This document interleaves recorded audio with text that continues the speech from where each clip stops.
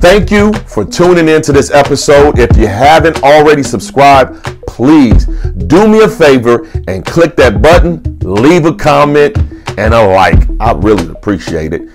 Let's get into the show. First things being first, I have to throw out the Windows Surface Pro. Why? Because it supports full desktop apps and Android and iOS don't. Also, I got to throw out the Android, not because it's not a good tablet, just I'm a hardcore Apple user, and that's what it is. What it is, you know, it is what it. What can I say? But anyway, I do have an honorable mention for those of you who do use the Android tablet and you don't know about this Daws. You need to get it for your Android tablet, and that is FL Studio. What else can I say? And it also works for Android and iOS. But let's get into my 5 favorite Daws for iOS tablet. And I'm going to start with 1. Number 1 is Aria Pro. If you don't have Aria Pro, you need to get it. It is a full, robust Daws that you can do anything on this Daws that you can do on a desktop, and that's why I love it. And let me tell you a little bit about the features that this Daws has. You have unlimited audio and MIDI tracks, okay? That's first things first. It is a full production Daws. There's nothing that you can't do on this Daws that you can't do on your laptop. And one of the biggest things that it has is it has AAF compatibility, which means that if you're on the road, say you're on a short trip and you had an idea that you came up with real quick and you wanted to transfer it to the Daws that you use, you can do that. It works with Logic Pro, Studio One Pro Tools, and so there's no reason not to have this on your tablet and in your arsenal. No reason. It also has audio warp. It has 64-bit double precision floating point mixing engine.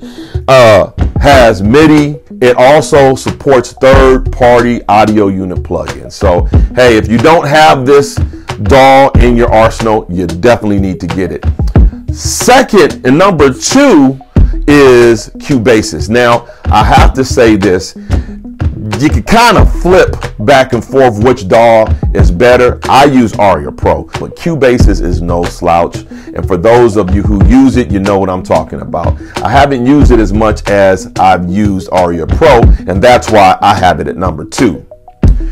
Number 3. And number 3, you got to go with Beatmaker 3.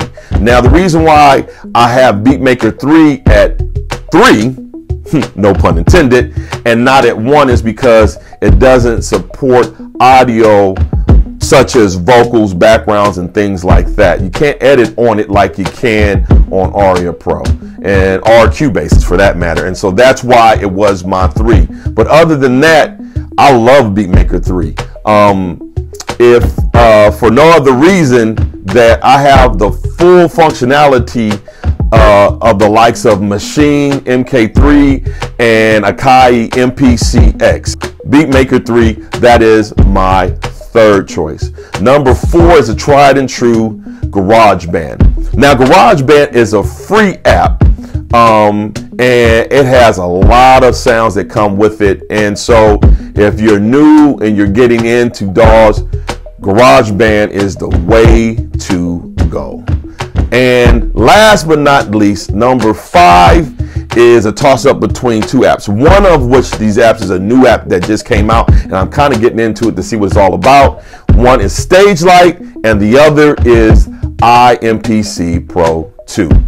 So those are my 5. And if I didn't mention your Daws and you think there's a Daws that is just as good as those, mention it. Mention it in the comments. I'll check it out, and if I like it, I'll give a review on it why I like it. Anyway, until next time, you guys be blessed. Shalom, and I'll talk to you soon.